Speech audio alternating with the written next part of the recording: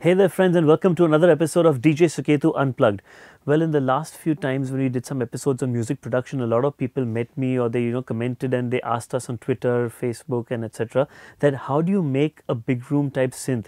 Right now big room EDM music is very popular and people want to know how to make that sound, how to get that patch. Well, there are a couple of options. Either you can take a preset sample and just put that on. But the problem with that is that you're just stuck to that particular melody. What if you have a melody of your own and you want to create your own patch? Of course, yes, there are a lot of VSTIs have their own presets and everything, but if you can make something right out of scratch, I think it's really interesting.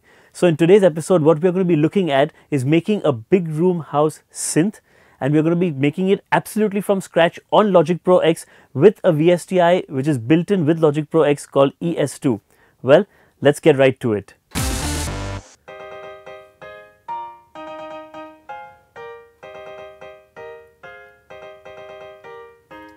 Well, this is nothing else but just a few MIDI notes put in the software instrument section, and I put a piano to it and just made a small melody so we can explain to you how a big room house synth is made properly.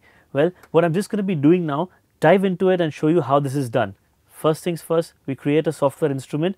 If you don't know how to do that, you just press the plus button on the left hand corner in Logic Pro X, a window opens up, select software instrument and press create, and that's how you get a software instrument. In your inspector, go down to the instrument section and select the ES2.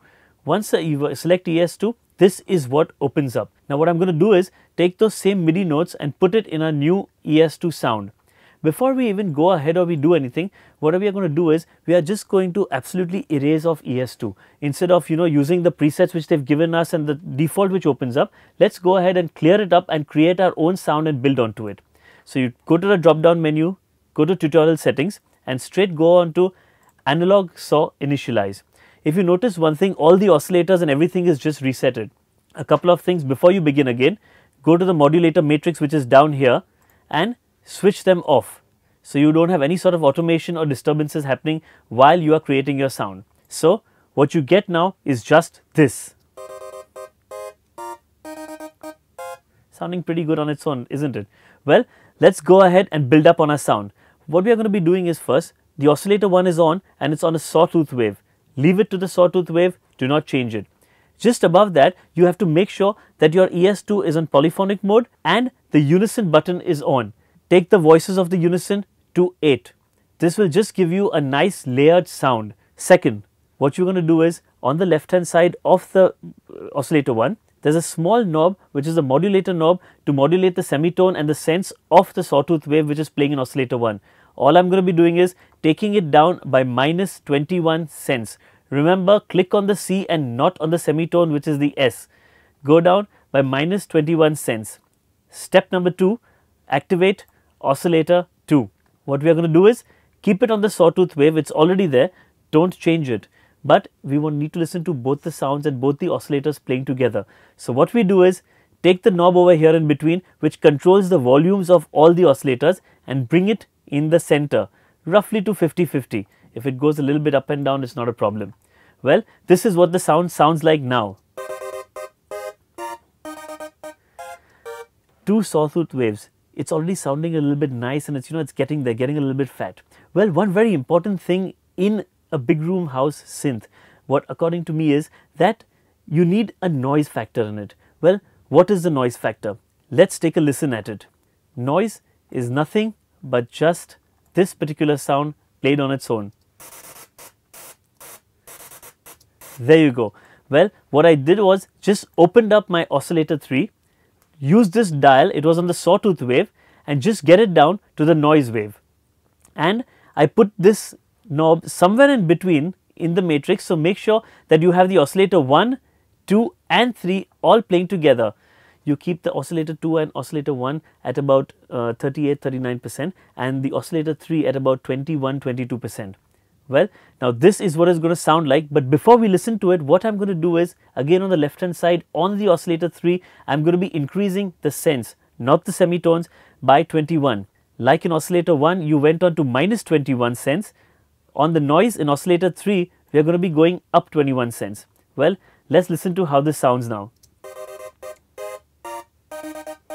Sounding good. that noise just gives it a little bit grunginess and the slight roughness which you require in a nice festival sound. I'm just going to increase it slightly more and give it a little bit more of a feel of the noise. That's it. There you go. It sounds nice now. Well, this sounds a little bit too digital. To give it that slight analog feel, what ES2 has given us and in Logic Pro is something called a detune button. You just go to the analog detune button and just sort of increase it a little bit and give it a slight analog feel, a little bit more of an analog feel and less of a digital feel. So what it sounds like now with this analog feel is this.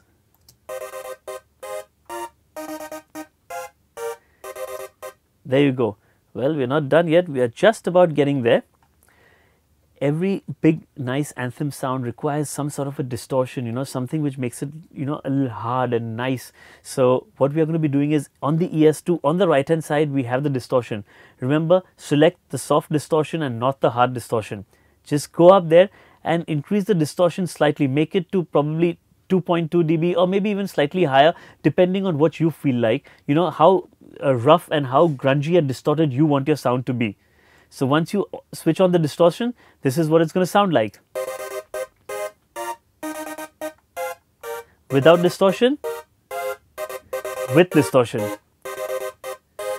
You can actually feel it, right? That the sound is actually becoming a little bit more rough and grungy. Well, to give it a little bit more of a feel and make it slightly more wide, what we are going to be doing is giving it a little bit of a sine level. And to give it just a slight bit of low ends and make it a little bit more filled up.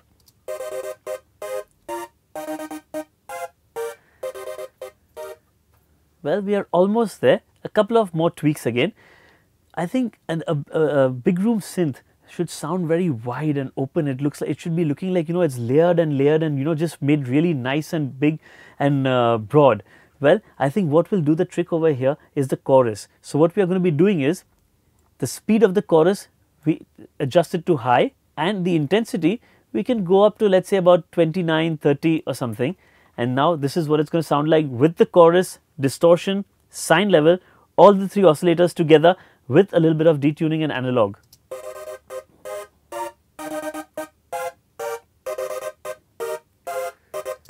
Fantastic.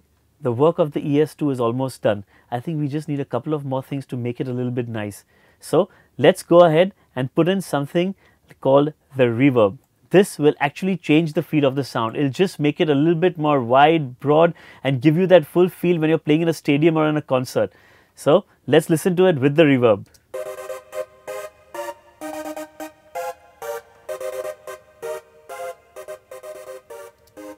Nice. So the reverb is done.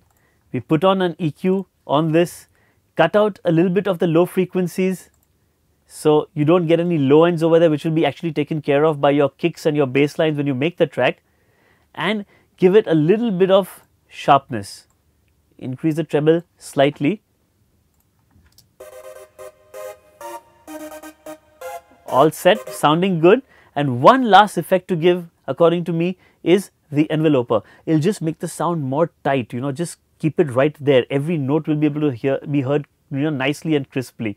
So I'm just going to increase the attack a little bit, and I'm going to be increasing the release a little bit. Finally, all set and done.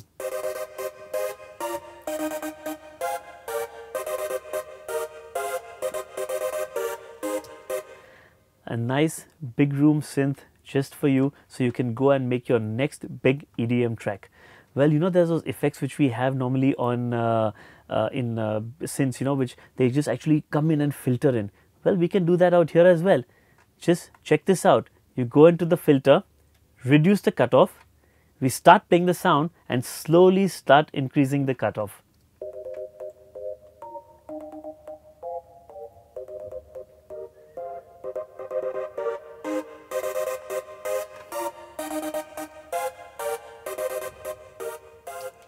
There you go.